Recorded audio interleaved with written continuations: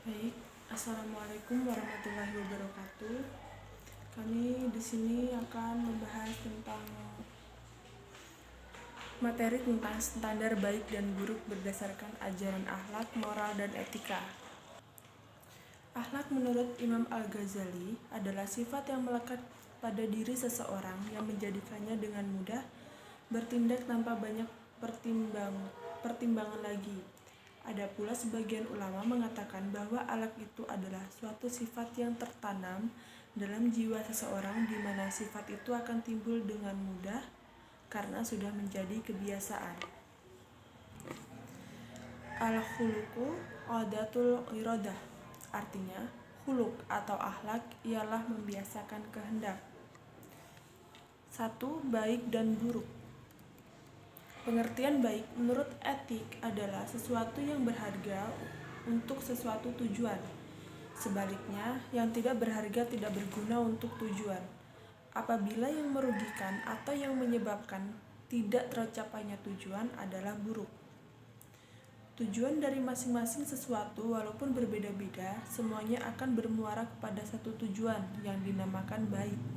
Semuanya mengharapkan mendapatkan yang baik dan bahagia. Tujuan yang akhir yang sama ini dalam ilmu etik, kebaikan tertinggi yang dengan istilah latinnya disebut summum bonum atau bahasa Arabnya al-khair al-kulli. Kebaikan tertinggi ini bisa juga disebut kebahagiaan yang universal atau universal happiness. Lalu selanjutnya benar dan salah. Pengertian benar menurut etika atau ilmu akhlak ialah hal-hal yang sesuai atau cocok dengan peraturan-peraturan. Sebaliknya, pengertian salah menurut etika ialah hal-hal yang tidak sesuai dengan peraturan-peraturan yang berlaku. Kebenaran yang objektif yang merupakan kebenaran yang pasti, dan satu itu adalah kebenaran yang didasarkan kepada peraturan yang dibuat oleh Yang Maha Satu. Maha mengetahui akan segala sesuatu yang maha benar. Karena itu, satu-satunya kebenaran yang objektif adalah kebenaran yang dibuat oleh Yang Maha Satu, yang maha benar itu. Dan peraturan yang dibuat manusia yang bersifat relatif itu adalah benar apabila tidak bertentangan dengan peraturan yang objektif yang dibuat oleh Yang Maha Satu dan Yang Maha Benar, yakni peraturan yang tidak bertentangan dengan wahyu, karena kebenaran mutlak adalah kebenaran dari Yang Maha Benar. Di dalam akhlak Islamiyah, untuk mencapai tujuan baik harus dengan jalan yang baik dan benar. Sebab ada garis yang jelas antara yang boleh dan tidak boleh. Ada garis demarkasi antara yang boleh dilampaui dan tidak boleh dilampaui.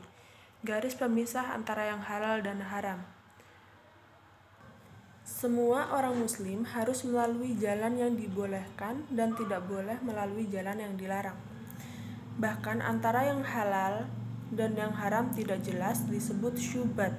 Orang muslim harus berhati-hati jangan sampai jatuh di daerah yang syubhat, sebab dikhawatirkan akan jatuh di daerah yang haram. Jadi, menurut akhlak Islam, perbuatan itu di samping baik juga harus benar. Yang benar juga harus baik, sebab dalam etik yang benar belum tentu baik dan yang baik belum tentu benar. Lalu yang B, konsep baik dan buruk berdasarkan ajaran akhlak, moral, dan etika. Ada beberapa aliran untuk menentukan standar baik dan buruknya sesuatu itu, diantaranya 1. Aliran idealisme. Aliran ini memandang bahwa kebenaran yang hakiki tidak dapat dilihat melalui panca indera semata, karena semua sesuatu yang tampak melalui panca indera hanya merupakan kepalsuan belaka dan bukan sesuatu yang sebenarnya. Jadi kesimpulan dari aliran ini bahwa untuk mengetahui sesuatu itu baik atau buruk maka dapat diukur dengan cita. 2. Aliran naturalisme. Aliran naturalisme. Aliran ini memandang bahwa untuk menilai sesuatu yang baik dan buruk itu dapat dipengaruhi oleh pembawaan manusia sejak lahir ke dunia. Dengan kata lain, manusia sejak anak-anak dapat menilai sesuatu itu baik ataupun buruk. Untuk bisa menganalisis sesuatu itu baik dan buruk diperlukan pengalaman hidup yang lama. Karena semakin lama pengalaman hidupnya, maka semakin matang pemahamannya terhadap sesuatu yang baik dan buruk. Dengan ini dapat ditegaskan bahwa menilai sesuatu itu ditentukan oleh kebutuhan dan kondisi wilayah yang ditempati oleh manusia. Ketiga, aliran hedonisme. Hedonisme merupakan aliran filsafat tua yang berakar dari pemikiran filsafat Yunani. Menurut aliran ini, sesuatu yang dikategorikan baik itu adalah sesuatu yang bisa mendatangkan kenikmatan nafsu biologis. Sedangkan sesuatu yang buruk itu adalah sesuatu yang tidak memberikan kenikmatan nafsu biologis. Sehingga aliran ini menitik beratkan bahwa kebahagiaan itu terletak pada kepuasan biologis dan hal itu merupakan tujuan hidup bagi mereka yang beraliran hedonisme.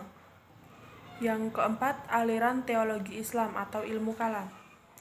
Dalam teologi Islam banyak beberapa aliran yang berkembang, diantaranya A. Aliran Jabariyah, B. Aliran Qadariyah, C. Aliran Mu'tazilah, dan D. Aliran Ahlussunnah wal Jamaah.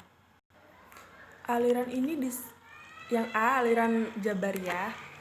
Aliran ini disebut Jabariyah dikarenakan sifatnya memaksa, sehingga kaum ini berpendapat bahwa manusia sama sekali tidak memiliki kebebasan dan kekuasaan dalam menentukan keinginannya, kecuali bila Allah yang menghendakinya. Dengan kata lain, manusia hanya dikendalikan oleh Allah dan Allah lah yang telah menciptakan sifat manusia. Dan untuk menilai sesuatu itu baik ataupun buruk, aliran ini mengatakan bahwa hanya agamalah yang bisa menentukan baik dan buruknya. Lalu yang B, aliran Qadariyah. Aliran ini merupakan pertentangan dari aliran Jabariyah